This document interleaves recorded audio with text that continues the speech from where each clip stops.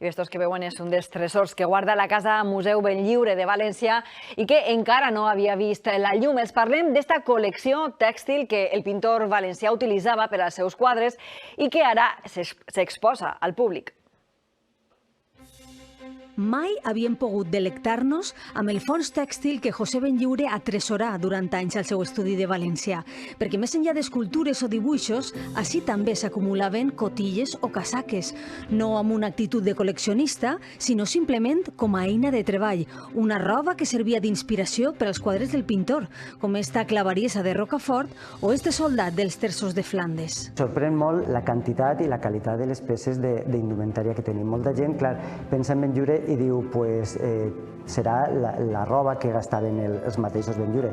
No, era roba que compraven antiquaris, en gent que li havia faltat i els seus hereus la ficaven a la venda i ells compraven per a després poder fer l'atretxo dels quadres que pintava Benlliure. Un vestuari divers que anava des de peces tradicionals valencianes a ornaments religiosos o indumentària internacional.